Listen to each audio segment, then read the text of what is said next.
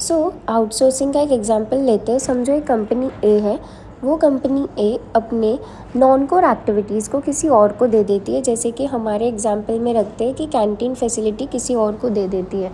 तो यहाँ पर नॉन कोर का मतलब होता है ऐसे एक्टिविटीज़ जिससे ज़्यादा इम्पैक्ट ना हो कंपनी को, तो वैसे एक्टिविटीज़ को हम नॉन कोर एक्टिविटीज़ बोलते हैं। तो कंपनी ए ने अपने कैंटीन फैसिलिटी को XYZ कंपनी को दे दिया कि आज से XYZ कंपनी मेरे कैंटीन फैसिलिटी को देखना।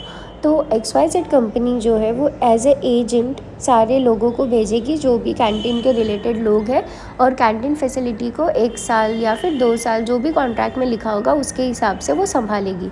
तो इसमें ये क्या होता है, कंपनी ए ने अपना टाइम बचाया, अपने एफर्ट्स बचाए, क्योंकि अगर वो कंपनी ए खुद से वो ढूंढता तो बार बार उसको वो चीज़ों पे ध्यान देना पड़ता। बट अभी से कौन ध्यान देगा, XYZ। तो हम लोग यहाँ पर क्या करते हैं आउटसोर्सिंग में, कोई एक बिज़नेस का टास्क, जो टास्क में हम ज़्यादा ध्यान नहीं देना चाहते या फिर ज़्यादा टाइम वेस्ट नहीं करना चाहते, तो ऐसे एक्टिविटी को हम किसी और को सौंप देते हैं ताकि वो एक्टिविटी कर पाए।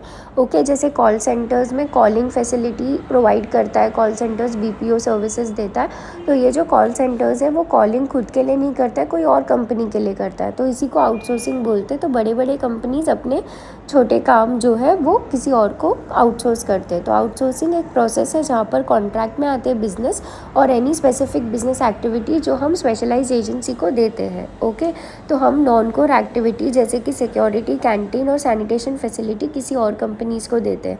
द कंपनी में एक फॉर्मल एग्रीमेंट किया जाता है कंपनी और एजेंसी के बीच में।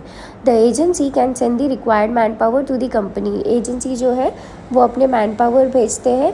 ओके, और मतलब चार्जेस जो है वो ऑलरेडी एग्रीड होते हैं, और with the help of outsourcing company जो है वो अपने कोर एक्टिविटीज़ पे ज़्यादा फोकस कर सकती है।